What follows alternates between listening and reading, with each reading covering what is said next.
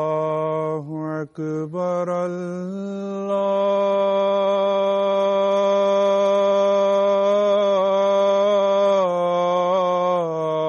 الله أكبر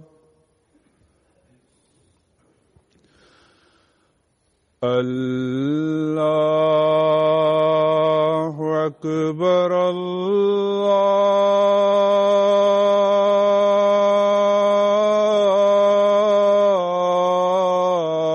الله أكبر أشهد أن لا إله إلا الله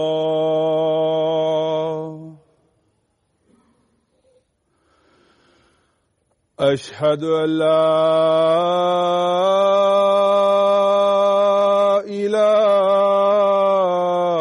إله إلا الله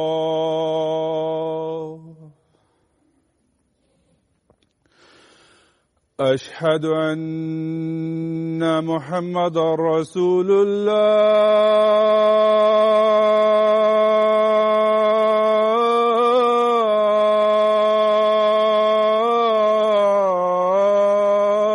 الله أشهد أن محمدًا رسول الله حي على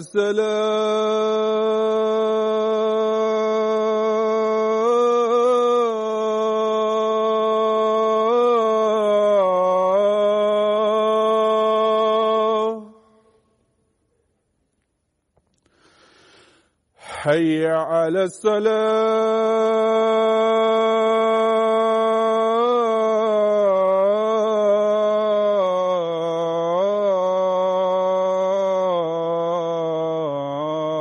الصلاة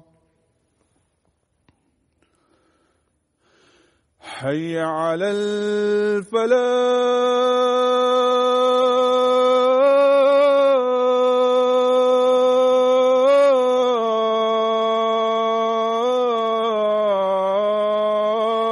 الفلاح حي على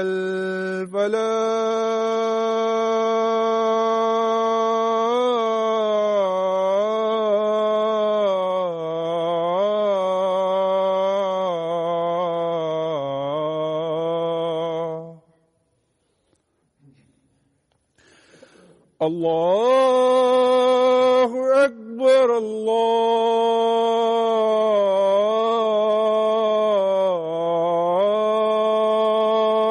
الله أكبر لا إله إلا الله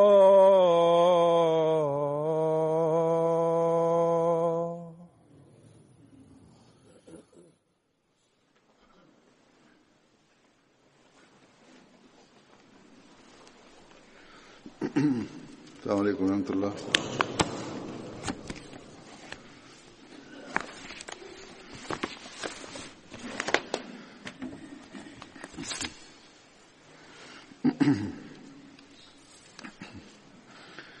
أشهد أن لا إله إلا الله وحده لا شريك له وأشهد أن محمدًا عبده ورسوله أما بعد فأعوذ بالله من الشيطان الرجيم بسم الله الرحمن الرحيم الحمد لله رب العالمين الرحمن الرحيم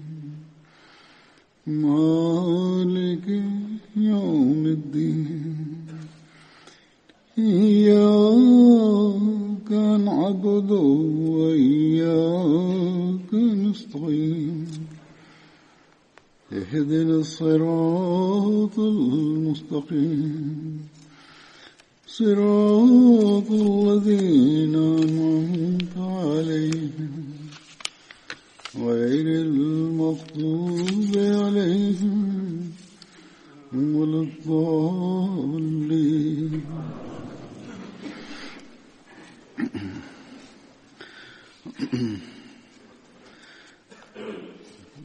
Бисмиллахи рахмани рахим.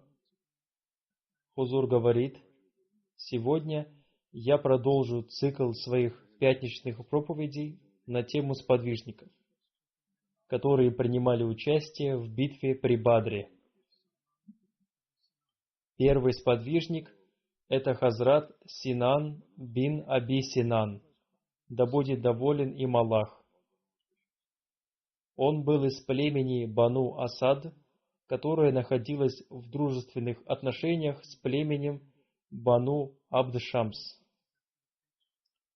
Он принимал участие во всех битвах посланника Аллаха, мир ему и благословение Аллаха.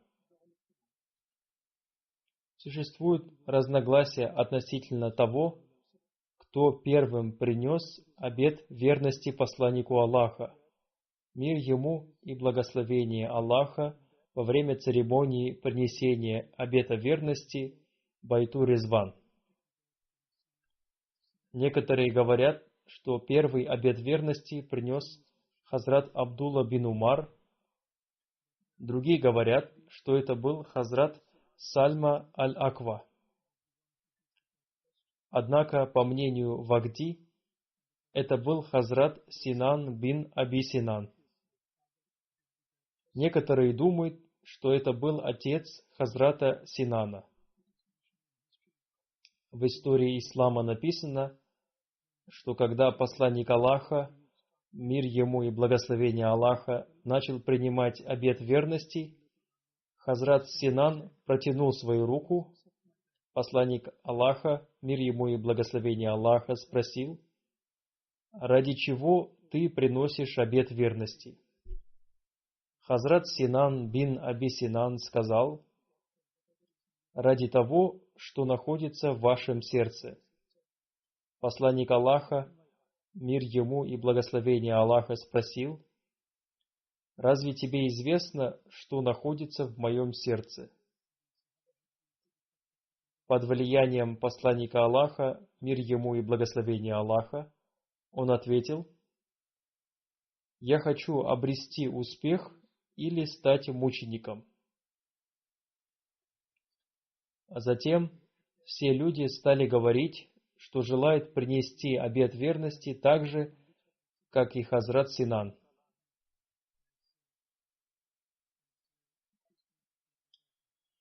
Хазрат Синан, да будет доволен им Аллах, был одним из великих сподвижников мухаджиров. Когда Тулайха бин Хувалид объявил себя пророком, Хазрат Синан был сборщиком налогов в племени Бану Малик. Он написал об этом письмо посланнику Аллаха, мир ему и благословение Аллаха. Второй сподвижник, Хазрат Мохджа, был освобожденным рабом Хазрата Умара, да будет доволен им Аллах. Его отца звали Салих. Он стал первым мучеником в битве при Бадре. Он был из Йемена.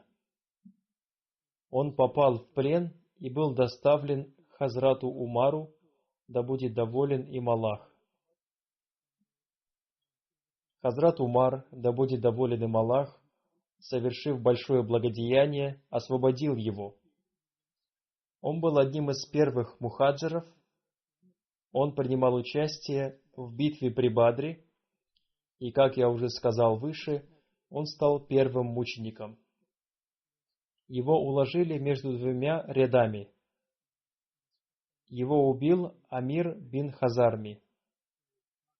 Хазрат Саид бин Мусайб повествует, Когда он умирал, обретая мученическую смерть, он сказал: «Меня зовут Мохджа, и я возвращаюсь к своему владыке».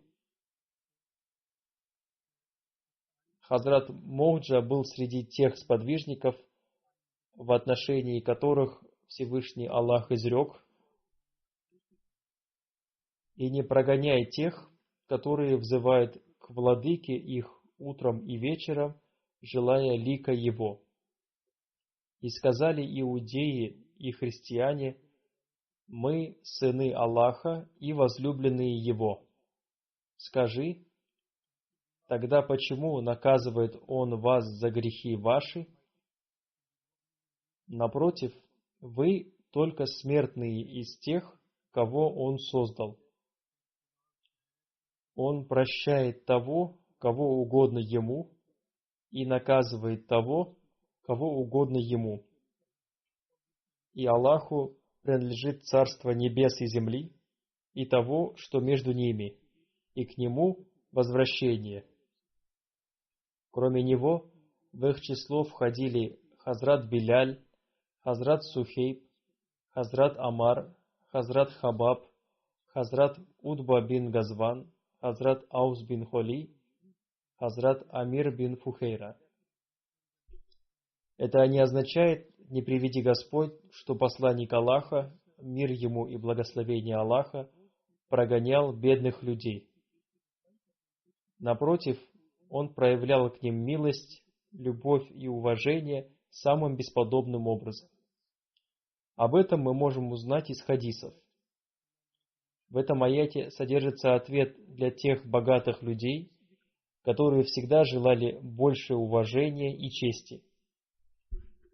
Поэтому Всевышний Аллах ниспослал аят, в котором изрекается о том, что те, кто взывает к своему владыке, больше ценятся Богом, чем богачи. Посланник Аллаха, мир ему и благословение Аллаха, делает только то, что велит ему Всевышний Аллах. Всевышний Аллах любит только тех, кто поклоняется Ему. Всевышний Аллах не нуждается в вашей чести и в вашем имуществе. Здесь содержится ответ богатым людям, которые гордятся своим статусом богача.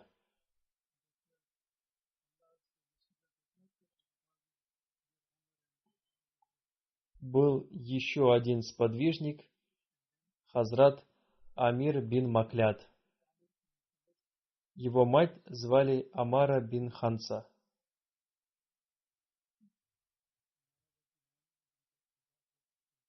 Он был из племени Хазрадж Бану Малик бин Наджар.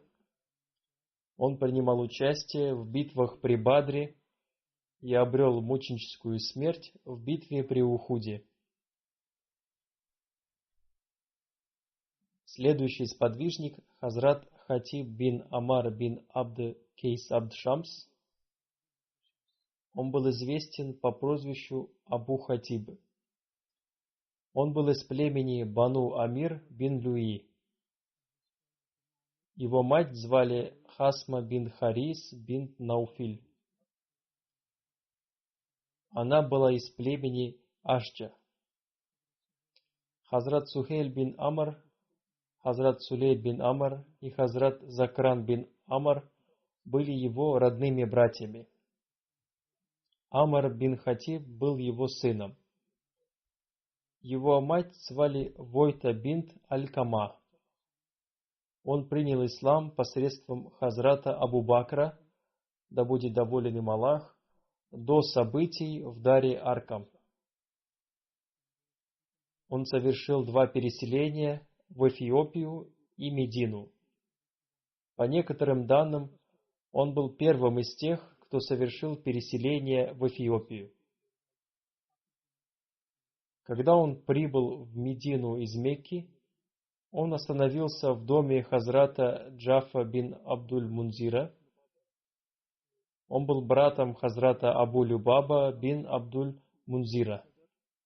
Он принимал участие в битве при Бадре вместе со своим братом Хазратом Сулейдом бин Амаром. Кроме этого, он принимал участие в битве при Ухуде. Посланник Аллаха, мир ему и благословение Аллаха, заключил брак с Хазрат Саудой бин Зама по предложению Хазрата Сулейда бин Амара.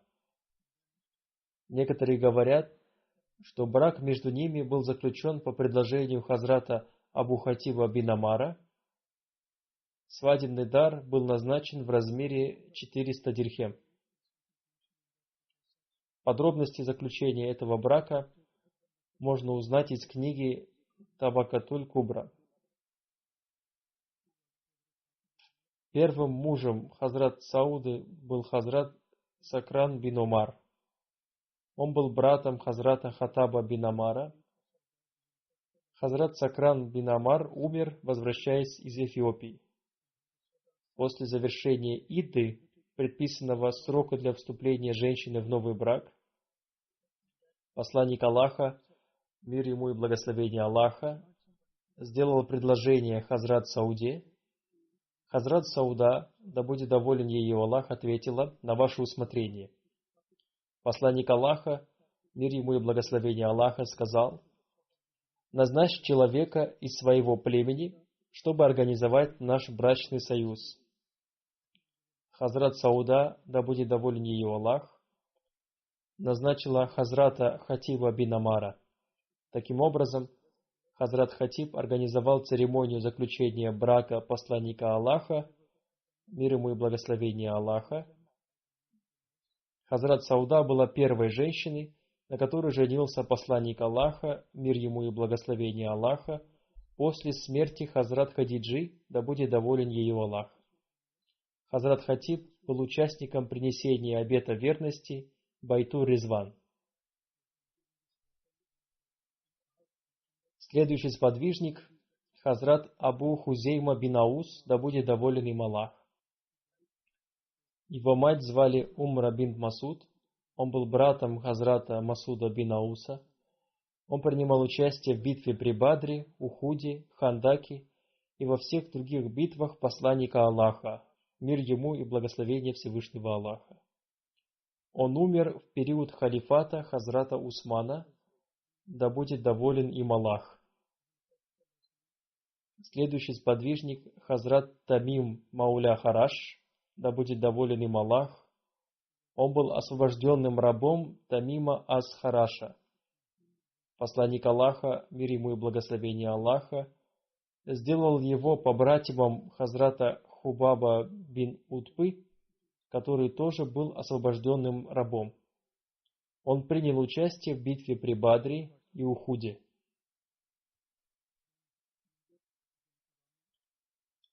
Следующий сподвижник – Хазрат Мунзир бин Кадама, да будет доволен им Аллах.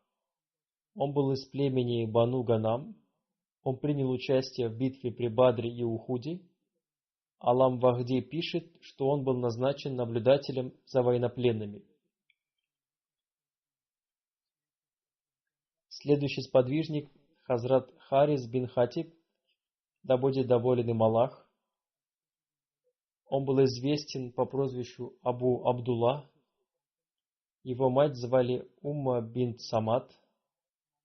Он был из племени Аус. Он был братом Хазрат Салбы бин Хатиби. Хазрат Харис бин Абдулла и Хазрат Абу Любаба бин Абдуль Мунзир отправились вместе с посланником Аллаха, мир ему и благословение Аллаха, на битве при Бадре. Но в поселении Роха посланник Аллаха, мир ему и благословение Аллаха, назначил Хазрата Абу Любабу бин Абдуль Мунзира амиром Медины.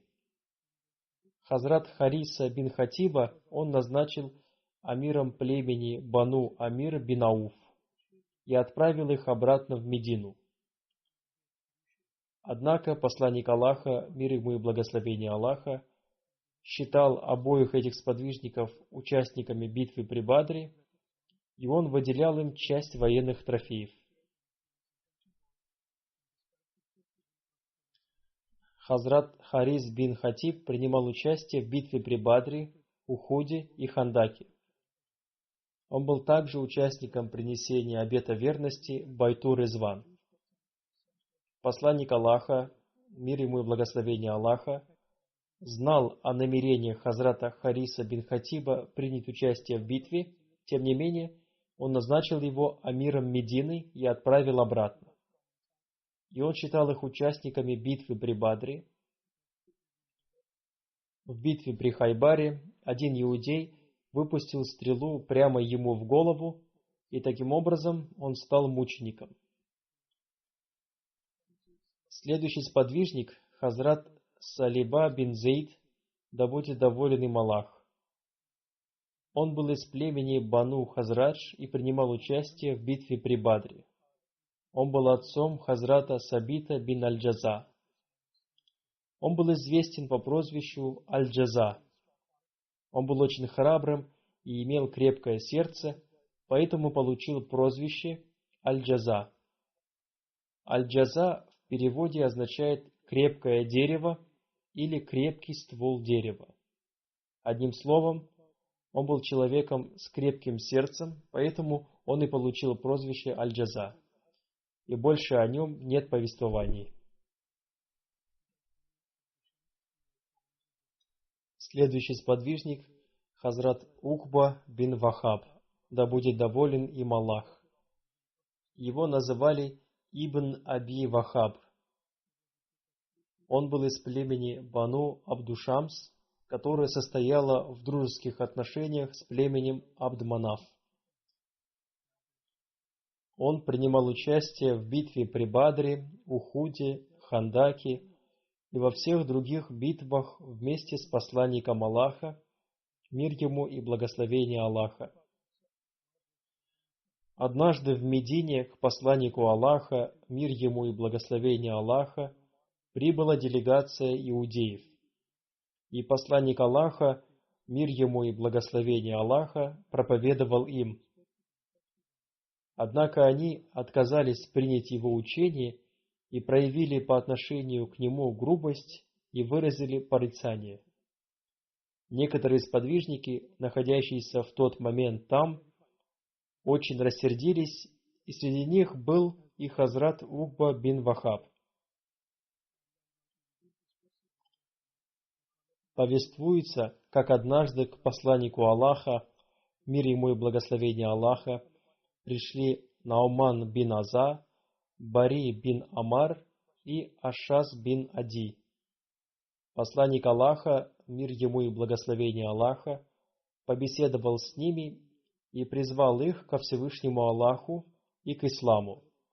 Он предостерег их от кары Всевышнего Аллаха, но они сказали: «О Мухаммад, чем ты нас пугаешь? Ведь мы сыновья Аллаха и его любимцы, так же, как говорили и христиане». И в отношении них Всевышний Аллах ниспослал следующий аят, который гласит: «И сказали иудеи и христиане: мы сыны Аллаха и возлюбленные Его. Скажи, тогда почему наказывает Он вас за грехи ваши? Напротив, вы только смертные из тех, кого Он создал. Он прощает того, кого угодно Ему, и наказывает того, кого угодно Ему. И Аллаху принадлежит царство небес и земли и того, что между ними, и к Нему возвращение». Согласно Ибн Исхаку, когда посланник Аллаха, мир ему и благословение Аллаха, призвал их в ислам и предостерег от кары Всевышнего Аллаха, они отказали не только ему, но и тому учению, которое он принес. При этом там присутствовали Хазрат Муаз бин Джабиль, Хазрат Саад бин Убада и Хазрат Угба бин Вахаб. Они сказали: «О группа иудеев, бойтесь Аллаха, клянемся Аллахом, вы знаете, что Он является посланником Аллаха, мир и благословение Аллаха да пребывает с Ним. Вы всегда напоминали нам о Его пришествии, и вы всегда восхваляли Его. Рафи бин Харимля и Вахаб бин Яхуза сказали: «Мы не говорили так, Всевышний Аллах не посылал никакой книги после пророка Моисея, мир ему». После пророка Моисея Всевышний Аллах не посылал ни одного благовествующего и предостерегающего. Они говорили так, будто совсем не знали об этом, однако все эти предсказания есть в Торе. Точно так же ведут себя муллы, которые отказываются принять Хазрата обетованного Мессию и Махди, мир ему. До пришествия Хазрата обетованного Мессии, мир ему, они всегда ожидали пришествия Мессии, однако после его пришествия они стали утверждать, что никто никогда не придет.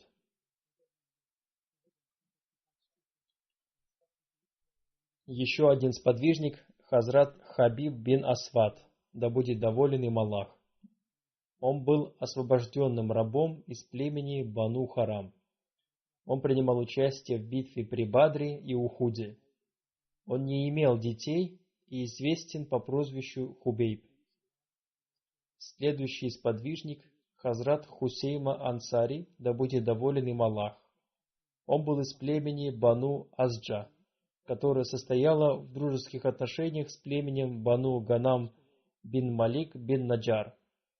Он принимал участие в битве при Бадре, Ухуде, Хандаке и во всех других битвах вместе с посланником Аллаха, мир и благословение Аллаха да пребывает с ним. Он умер во время правления Хазрата Амира Муавии бин Абу Суфьяна. Следующий сподвижник, Хазрат Рафи бин Харис, да будет доволен им Аллах. Его полное имя Рафи бин Харис бин Сават. Он был из племени ансаров Бану Наджар. Он принимал участие во всех битвах посланника Аллаха, мир ему и благословение Аллаха. И он умер в период халифата Хазрата Усмана, да будет доволен им Аллах. У него был сын, которого звали Харис. Следующий сподвижник, Хазрат Рахиля бин Салиба Ансари, да будет доволен им Аллах. Он имел много прозвищ. Некоторые назвали его Рухайля, другие Раджиля и некоторые Рахиля. Его отца звали Салиба бин Халид. Он принимал участие в битве при Бадре и Ухуде. Он был из племени Бану Хазрадж, Бану Баяза. Он был вместе с Хазратом Али, да будет доволен им Аллах, в битве при Сифине. Следующий сподвижник, Хазрат Джабир бин Абдулла бин Рияб, да будет доволен им Аллах. Он был из числа 6 ансаров, которые первыми приняли ислам в Мекке. Он принимал участие во всех битвах посланника Аллаха, мир ему и благословение Аллаха. Он был передатчиком хадисов и одним из первых ансаров, которые принесли первый обет верности в Угбе. Когда посланник Аллаха, мир ему и благословение Аллаха, впервые встретился с ансарами, он спросил их: «Из какого вы племени?» И они подробно ответили на его вопрос. Их было 6 представителей племени Бану Наджар. Их звали Асад бин Зарара, Ауф бин Харис бин Ифра, Рафи бин Малик бин Аджлан, Кутба бин Амир бин Хадида, Ухба бин Амир бин Наби бин Зейд, Джабир бин Абдулла бин Рияб. И они все стали мусульманами. Когда эти люди вернулись в Медину, они рассказали другим людям о посланнике Аллаха, мир ему и благословение Аллаха, и проповедовали им. Следующий сподвижник, Хазрат Сабид бин Акрам бин Салиба, да будет доволен им Аллах. Его полное имя Хазрат Сабид бин Акрам бин Салиба бин Абди бин Аджлан. Он был из племени ансаров Бану Амар бин Ауф. Он принимал участие во всех битвах посланника Аллаха, мир ему и благословение Аллаха. Когда посланник Аллаха, мир ему и благословение Аллаха, прибыл в Медину, он дал место в мечети Хазрату Асаму бин Ади для того, чтобы он построил там дом. Однако он сказал: «О посланник Аллаха, я не буду строить здесь дом. Кого Всевышний Аллах желал привести в мечеть, того он уже привел. Отдайте это место Сабиту бин Акраму, поскольку у него нет дома». И посланник Аллаха, мир ему и благословение Аллаха, отдал ему это место, у него не было детей. Скорее всего, это место находилось не в мечети, а возле мечети. Вероятно, они когда-то совершали там намаз. Одним словом, переводчики перевели это место неправильно. Здесь требуются некоторые разъяснения. Когда редакционный отдел посылает мне специальные выписки, они должны внимательно проверять то, что они мне посылают. Не следует переводить, как школьники. Затем, в битве при Муте, после мученической смерти Хазрата Абдуллы бин Раваха, знамя ислама было поднято Хазратом Сабитом бин Акрамом. Он сказал: «О группа мусульман, изберите своего лидера». Люди сказали: «Мы избираем тебя». Он сказал: «Я не могу стать лидером». Тогда люди избрали Хазрата Халида бин Валида. Обо всем этом написано в книге Ибн Хишама «Жизнеописание пророка Ислама», мир и благословение Аллаха да пребывает с ним. Из истории известно, что когда мусульмане увидели армию противников, их численность и вооружение, они подумали, что не смогут воевать с этой армией. Хазрат Абу Хурайра, да будет доволен им Аллах, повествует: «Я принимал участие в битве при Муте. Когда враги приблизились к нам, мы увидели, как много у них оружия, лошадей, золота и шелка. И мы подумали, что никто не сможет воевать с ними. Я был сильно удивлен увиденным». А Хазрат Сабит бин Акрам сказал: «О Абу Хурайра, ты пребываешь в таком состоянии, как будто увидел большую армию». Хазрат Абу Хурайра ответил: «Да, это так».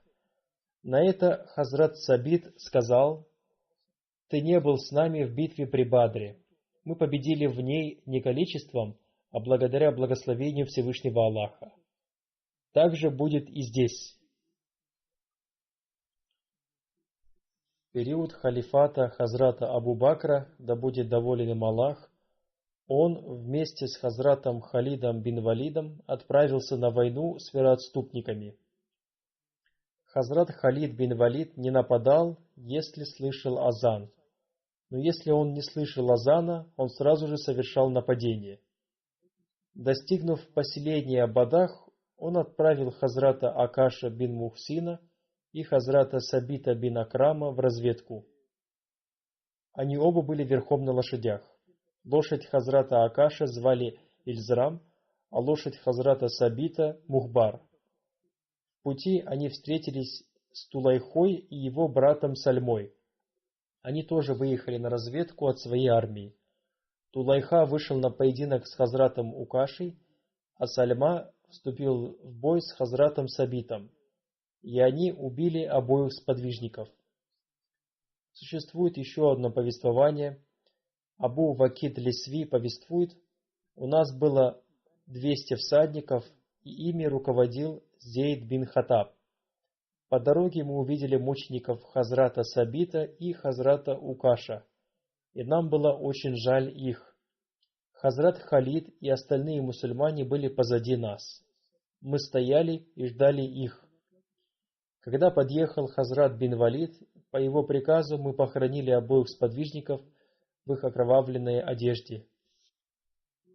В повествовании говорится о том, что когда Тулайха принял ислам, Хазрат Умар, да будет доволен им Аллах, сказал: «Я не люблю тебя и не буду любить, поскольку ты убил двоих мусульман, Хазрата Укаша и Хазрата Сабита». Тулайха ответил: «О повелитель правоверных, Всевышний Аллах оказал им честь посредством моей руки. У него не было детей. Тулайха убил Хазрата Сабита у поселения Бадаха на 13-м году по хиджре».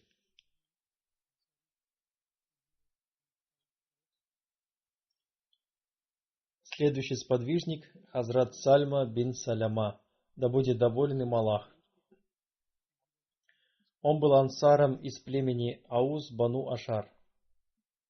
Он был одним из первых, принявших ислам в Медине сразу после того, как они услышали о посланнике Аллаха, мир ему и благословение Аллаха. Он принимал участие в принесении первого и второго обета верности в Угбе. Он принимал участие во всех битвах посланника Аллаха, мир ему и благословение Аллаха. Хазрат Умар, да будет доволен им Аллах, в период своего халифата назначил его амиром в Ямаму. Умар бин Катада повествует, посланник Аллаха, мир ему и благословение Аллаха, сделал побратимами Хазрата Сальму бин Саляму и Хазрата Абу Сибра Абу Рахима. Согласно Ибн Исхаку, это братство было создано между Хазратом Сальмой бин Салямой и Хазратом Зубейром бин Авамом. Рассказывая случай из своего детства, он повествует: «Когда я был маленьким, я был с несколькими своими родственниками у одного иудейского ученого. Этот ученый рассказал нам о дне воскресения, о рае и аде. Он сказал: идолопоклонники и многобожники будут пребывать в аду. И поскольку семья Хазрата Сальмы поклонялась идолам, он не понимал, как люди могут быть воскрешены после смерти. Они спросили у этого иудейского ученого, правда ли то, что после смерти люди воскреснут. Они никогда не думали о будущей жизни и что они получат награду в соответствии со своими деяниями. Он ответил «да». Он спросил его: что это за знамения, о которых вы сказали? Ученый иудей, указав своим пальцем в сторону Мекки и Йемена, сказал: там будет ниспослан посланник Аллаха. Люди спросили его, когда он будет ниспослан. Он указал на меня и сказал: если этот мальчик доживет до этих лет, он обязательно увидит этого посланника. Хазрат Сальма, да будет доволен им Аллах, сказал: спустя несколько лет я узнал о пришествии посланника Аллаха, мир ему и благословение Аллаха, и мы все уверовали в него. Все идолопоклонники и огнепоклонники приняли его. В то время этот ученый иудей был еще жив, но он не принял ислам по причине своей ревности. Мы сказали ему, что он говорил о пророке Мухаммаде, но сам так и не уверовал в него. Он ответил: это не тот посланник, о котором я говорил вам. И он умер, оставаясь неверным. Во времена Хазрата Усмана, да будет доволен им Аллах, когда возникли смуты, он стал отшельником. Он посвящал все свое время богослужению, поскольку смуты сильно распространялись. Существует разногласие относительно его смерти. Некоторые говорят, что он умер на 34-м году по хиджре, другие говорят, что он умер на 45-м году по хиджре. Ему было 74 года, и он умер в Медине. Следующий сподвижник – Хазрат Джабир бин Атик, да будет доволен им Аллах. Он принимал участие во всех битвах посланника Аллаха, мир ему и благословение Аллаха. До смерти посланника Аллаха он жил в Медине. Он был известен по прозвищу Абдулла. У него было 2 сына, Атик и Абдулла, а также дочь Умми Сабит. Посланник Аллаха, мир ему и благословение Аллаха, сделал его побратимом Хазрата Джабира бин Атика и Хазрат Кабаба бин Арата. По случаю победы в Мекке он держал флаг племени Бану Муавия бин Малик. Он умер на 61-м году по хиджре во времена правления Язида бин Муавии. Следующий сподвижник – Хазрат Сабит бин Салиба, да будет доволен им Аллах. Его полное имя – Сабит бин Джазар. Вместе с 70 ансарами он принимал участие во 2-м обете верности при Угбе. Он принимал участие в битве при Бадре, Ухуде, Хандаке, Худайбии, Хайбаре и в победоносном вхождении в Мекку. В битве при Таифе он был с посланником Аллаха, мир ему и благословение Аллаха, и он обрел мученическую смерть в Таифе. Вместе со своим отцом, Хазратом Салибом, он принимал участие в битве при Бадре. Следующий сподвижник – Хазрат Сухейль бин Вахаб, да будет доволен им Аллах. Его полное имя – Хазрат Сухейль бин Вахаб бин Рабия бин Амар Курайши. Его мать звали Дат, она была известна по прозвищу Байза, поэтому его иногда называли Ибн Байза. В книгах его имя пишется как Сухейль бин Байза. Он был из курайшитского племени Бану Фахар. Он принял ислам еще в начальный его период. Затем он совершил хиджру, переселение в Эфиопию, и жил там в течение длительного времени. Когда мусульмане стали открыто проповедовать в Мекке, он вернулся туда. И затем он совершил хиджру, переселение после посланника Аллаха, мир ему и благословение Аллаха. Вместе с ним в битве при Бадре принимал участие и его брат Хазрат Сафан бин Байза. Во время битвы при Бадре ему было 34 года. Их третий брат Сахль принимал участие в битве при Бадре на стороне многобожников. Аллама ибн Хаджар Аскалани написал: Сахль принял ислам в Мекке, но никому не говорил об этом. Поэтому курайшиты взяли его с собой на битву при Бадре, и там он был взят в плен. Хазрат ибн Масуд свидетельствовал: «Я видел его в Мекке совершающим намаз. Его освободили, и он умер в Медине. Его джаназа и джаназа Хазрата Сухейля была проведена в мечети посланника Аллаха, мир ему и благословение Аллаха». Хазрат Сухейль бин Байза повествует: в битве при Табуке посланник Аллаха усадил его сзади себя. Он 3 раза произнес слова «О Сухейль», и каждый раз он отвечал: «Я весь во внимании, о посланник Аллаха». Таким образом, все знали, что посланник Аллаха, мир и благословение Аллаха да пребывает с ним, призывает к себе людей. Все, кто были впереди и позади, приблизились к нему. Таким образом, посланник Аллаха обращался к людям. Когда все они собрались, посланник Аллаха, мир ему и благословение Аллаха, сказал: «Кто произнесет: я свидетельствую, что нет никого достойного поклонения, кроме Аллаха, он единственный, у него нет сотоварищей, для того огонь запрещен Богом». Мусульмане читают книги по истории ислама, но не следуют учению ислама. Их фетвы противоречат этому учению.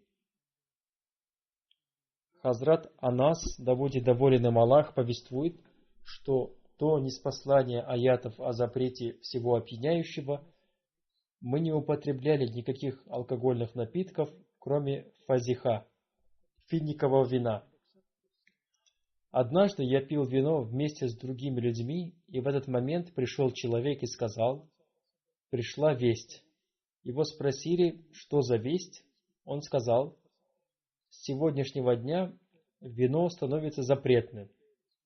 После этого люди обратились к Хазрату Анасу и сказали ему, чтобы он разбил все кувшины и вылил все вино. И после этого он никогда больше не спрашивал о вине и не пил его. Это одно из повелений Всевышнего Аллаха. До какой же степени они повиновались посланнику Аллаха, мир ему и благословение Аллаха, что после этого они даже не думали об этом.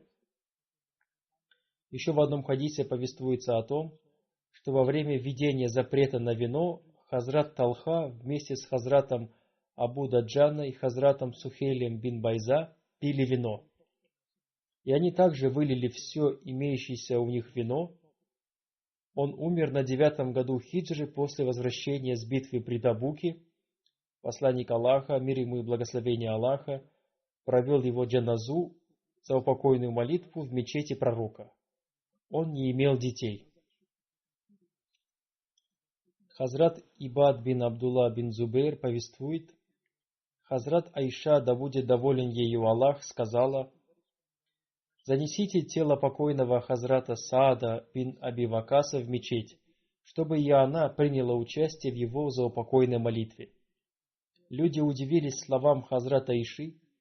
Хазрат Айша, да будет доволен ею Аллах, сказала: «Как быстро люди забывают о том, что посланник Аллаха, мир ему и благословение Аллаха, совершил заупокойную молитву Хазрата Сухейля бин Байзы в мечети. Они думали, что нужно совершить заупокойную молитву в открытом месте. Хазрат Аиша сказала, что можно совершить заупокойную молитву в мечети». Следующий сподвижник Хазрат Туфель бин Харис, да будет доволен им Аллах. Он вместе со своими братьями Хазрат Убайдой и Хазратом Хасибом принимали участие во всех битвах посланника Аллаха, мир ему и благословение Аллаха. Посланник Аллаха, мир ему и благословение Аллаха, сделал его побратимом Хазрата Мунзира бин Мухаммада. Согласно другим повествованиям, он сделал его побратимом Хазрата Суфьяна бин Насра. Он умер в возрасте 70 лет на 32-м году по хиджре. Следующий сподвижник Хазрат Абу Салид Асира бин Амар, да будет доволен им Аллах. Он был больше известен по прозвищу Абу Салид. Его отец Амар был известен по прозвищу Абу Харджа. Он принимал участие в битве при Бадре и во всех других битвах посланника Аллаха, мир ему и благословение Аллаха. Он был из племени Хазрадж Ади бин Наджар. Его отец, Хазрат Абу Харджа Амар бин Кайс, тоже был сподвижником посланника Аллаха, мир ему и благословение Аллаха. Они принимали участие в битве при Бадре. Его сын Абдулла повествует, они оставили уже приготовленное мясо осла, когда его запретили. Следующий сподвижник Хазрат Салиба бин Хатиб Ансари, да будет доволен им Аллах. Он был из племени Бану Амар бин Ауф. Он принимал участие в битве при Бадре и Ухуде. Он принимал участие и в некоторых других битвах. Хазрат Амама Бали повествует. Однажды Хазрат Салиба бин Хатиб Ансари пришел к посланнику Аллаха и попросил его помолиться за то, чтобы он разбогател. Посланник Аллаха сказал, что очень мало людей, благодарных Всевышнему Аллаху, и они не могут сохранить свое имущество. Посланник Аллаха не стал молиться за это. Спустя некоторое время он пришел вновь и опять попросил посланника Аллаха помолиться за него. Посланник Аллаха, мир ему и благословение Аллаха, сказал: «Разве тебе недостаточно моего образа жизни? Клянусь той сущностью, в руках которой находится моя душа, если я обращусь к горе, она превратится в золото и серебро. Но человеку не стоит иметь такие желания относительно богатства». Затем он в 3-й раз пришел к посланнику Аллаха и вновь попросил его об этом. На этот раз посланник Аллаха вознес за него мольбу. Повествуется, что у него было несколько коз, и после этого, по благословению Всевышнего Аллаха, их количество стало увеличиваться подобно насекомым. После этого у Хазрата Салиба стало так много овец и коз, что он стал пропускать намазы Зухр и Аср. Затем он перестал посещать мечеть в пятницу. После пятничной молитвы посланник Аллаха, мир ему и благословение Аллаха, всегда встречался с людьми и расспрашивал их об их делах. Когда посланник Аллаха, мир ему и благословение Аллаха, спросил людей о Салибе, они сказали: «Сейчас у него такое большое стадо, что у него нет времени даже посещать мечеть». У посланника Аллаха, мир ему и благословение Аллаха, это вызвало такую жалость, что он 3 раза выразил ее. Когда был ниспослан аят о закате, посланник Аллаха, мир ему и благословение Аллаха, послал к нему 2 человек для сбора заката. Однако он не стал платить закат и сказал: «Я подумаю, вы можете идти к другим людям и потом зайдете ко мне». Эти люди пошли к другому человеку, и он выплатил в качестве заката своего самого лучшего верблюда. Они сказали ему: «Мы не просили тебя отдавать лучшего верблюда». Он ответил: «Я даю вам этого верблюда от радости». Это очень длинная история, но в итоге он не стал платить закат. Когда весть об этом дошла до посланника Аллаха, мир ему и благословение Аллаха, Всевышний Аллах ниспослал ему следующий аят священного Корана.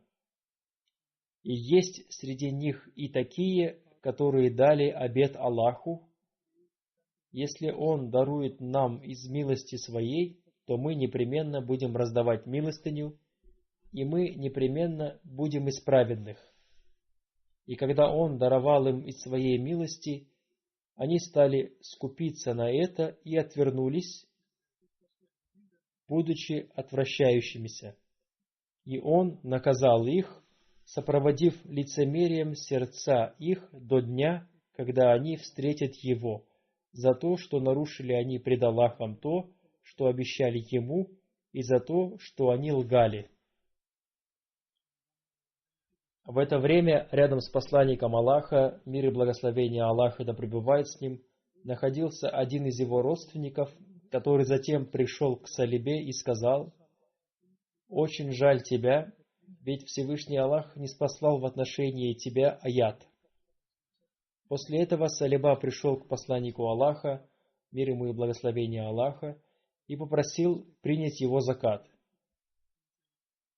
Посланник Аллаха, мир ему и благословение Аллаха, сказал: «Я не могу принять твоего заката, поскольку Всевышний Аллах запретил мне делать это». Таким образом, он вернулся обратно неуспешным. Затем, в период халифата Хазрата Абу Бакра, да будет доволен им Аллах, он вновь пришел и попросил принять его закат, но он не принял его. То же самое случилось и во времена Хазрата Умара, да будет доволен им Аллах. Он сказал: «Как я могу принять закат от тебя, если его не принимал сам посланник Аллаха?» Хазрат Усман, да будет доволен им Аллах, тоже не принял его закат, и он умер во времена халифата Хазрата Усмана, да будет доволен им Аллах. Когда я читал это повествование, наверное, вы тоже пребывали в сомнении относительно того, как это возможно, чтобы сподвижник, который принимал участие в битве при Бадре, отказался платить закат. Скорее всего, это повествование неправильное. В этой связи Аллама ибн Хаджар ас-Скалани сказал: «Если это повествование правильное, значит, это не тот Салиба, который принимал участие в битве при Бадре. Поскольку в отношении сподвижников, принимающих участие в битве при Бадре, Всевышний Аллах изрек, что все они будут пребывать в раю, и у них не должно было быть никаких слабостей и лицемерия». Аллама Хаджар ас-Скалани ясно написал: сподвижник Салиба, принявший участие в битве при Бадре, обрел мученическую смерть в битве при Ухуде. Ибн Мардоя в своем комментарии к священному Корану написал: жил один человек по имени Салиба бин Аби Хатиб, он был из числа ансаров. Он пришел на одно собрание и спросил: если Всевышний Аллах одарил нас большим имуществом? Это длинная история про Салиба бин Аби Хатиба.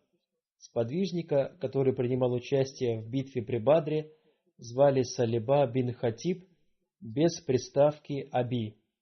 И как сказал посланник Аллаха, мир ему и благословение Аллаха, не будет в аду тот, кто принимал участие в битве при Бадре и Худайбии. Еще в одном из хадисов Кудси изрекается: пусть эти сподвижники делают то, что им заблагорассудится. Они уже в раю. Было невозможно, чтобы в их сердцах присутствовало лицемерие. Если бы они были лицемерными, почему им был обещан рай? У них были одинаковые имена, но это были два разных человека. Я думаю, что таким образом была исправлена эта ошибка. Пусть Всевышний Аллах вознаградит Аламу ибн Хаджара Аскалани, то есть того, кто раскрыл эту ошибку. Он освободил этого сподвижника от незаслуженной вины.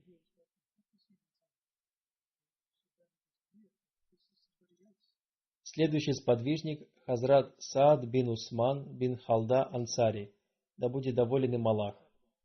Некоторые звали его Саид бин Усман. Он принимал участие в битве при Бадре. Он был среди тех сподвижников, которые бежали в битве при Ухуде. Всевышний Аллах в Священном Коране простил их всех. Он был братом Хазрата Ухбы. Однажды посланник Аллаха, мир ему и благословение Аллаха, прибыл в поселение Хира. Там находилось имущество Хазрата Саада. Там находился колодец, и сын Хазрата Саада, Убада, поил людей водой. Когда туда прибыл посланник Аллаха, мир и благословение Аллаха да пребывает с ним, он не узнал его. Позднее его отец спросил его, какой взгляд был у этого человека. Когда он описал его, Хазрат Саад воскликнул: «Иди бегом за ним и пообщайся с ним, ведь это был посланник Аллаха, мир ему и благословение Аллаха». Он прибежал к посланнику Аллаха, мир ему и благословение Аллаха, и посланник Аллаха, мир ему и благословение Аллаха, положил свою руку на его голову и вознес за него мольбу. Хазрат Саад умер в возрасте 80 лет. Следующий сподвижник – Хазрат Амир бин Умайя, да будет доволен им Аллах. Он был отцом Хазрата Хишама бин Амира.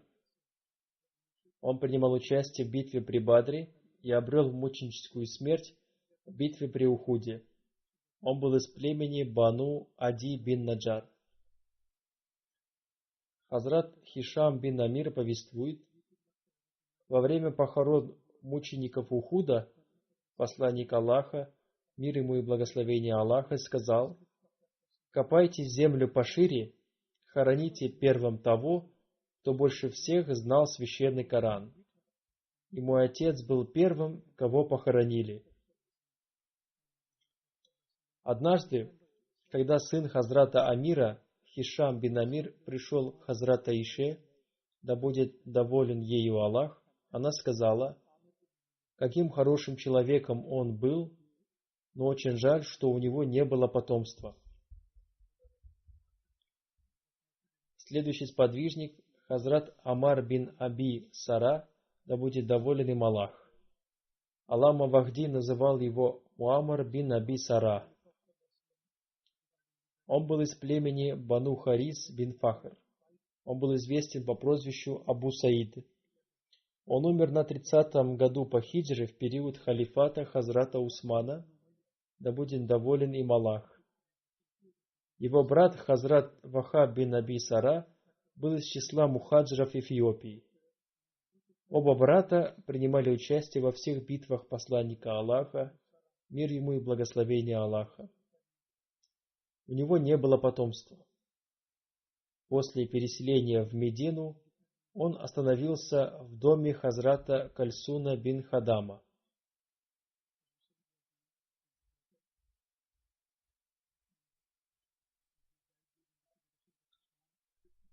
Следующий сподвижник – Хазрат Асма бин Хусейн, да будет доволен им Аллах. Он был из племени Бану Ауф бин Хазрадж. Хабиль бин Вабра был его братом. Он взял себе отчество своего деда. Он принимал участие в битве при Бадре, но существует разногласие относительно его участия в битве при Бадре. Следующий сподвижник – Хазрат Халифа бин Ади, да будет доволен им Аллах. Существует разногласие относительно его имени. Его также называли Хуляйфа бин Ади. Он принимал участие в битве при Бадре и Ухуде. Его полное имя – Халифа бин Ади бин Амар бин Малик бин Амар бин Малик бин Али бин Бияза. Он принял ислам еще до битвы при Бадре. О нем ничего не известно после битвы при Ухуде. Однако есть повествование о том, что во времена Хазрата Али, да будет доволен им Аллах, он вместе с ним принимал участие в битвах. В книгах по истории ислама нет даты его смерти. Следующий сподвижник – Хазрат Муаз бин Муиз, да будет доволен им Аллах.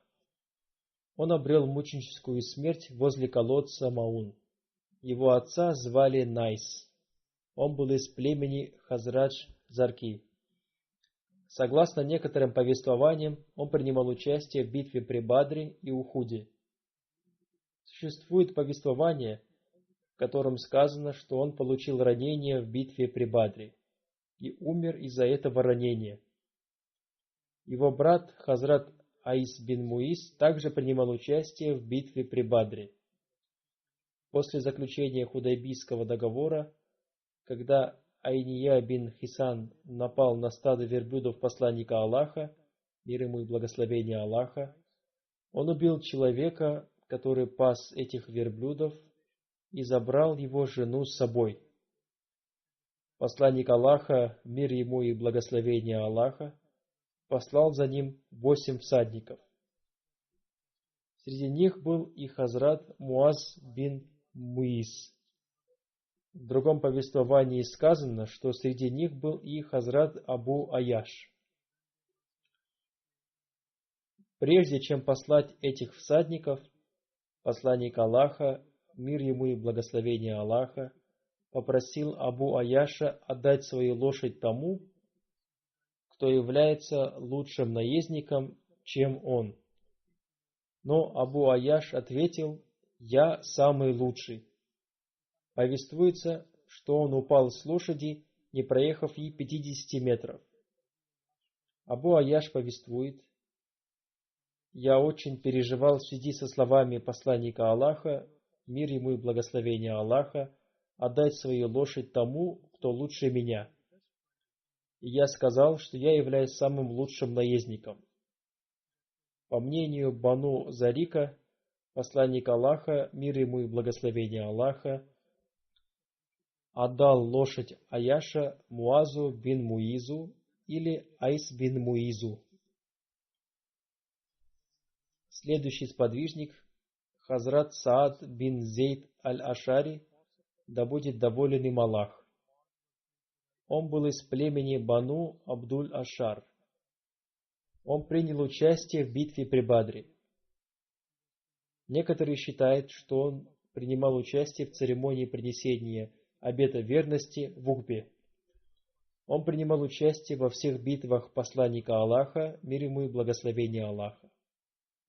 Посланник Аллаха, мир ему и благословение Аллаха, посредством него отправлял военнопленных племени Бану Курайза.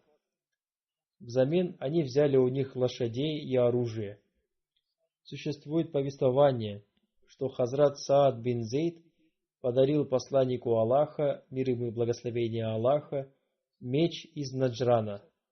Посланник Аллаха, мир ему и благословение Аллаха, отдал этот меч Мухаммаду бин Масламе и сказал: «Совершай джихад на пути Всевышнего Аллаха. Когда мусульмане станут воевать друг с другом, сломай этот меч о камни и отправляйся домой». Это значит, что не следует принимать участие в смуте и порче. Дай Аллах мусульманам, которые сегодня убивают друг друга, возможность понять эти слова, чтобы установился мир во всем мире.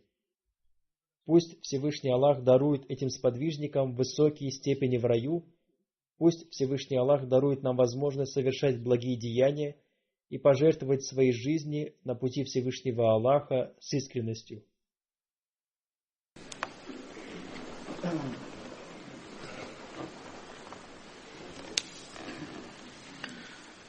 الحمد لله الحمد لله نحمده ونستعينه ونستغفره ونؤمن به ونتوكل عليه ونعوذ بالله من شرور أنفسنا ومن سيئات أعمالنا من يهده الله فلا مضل له ومن يضلل فلا هادي له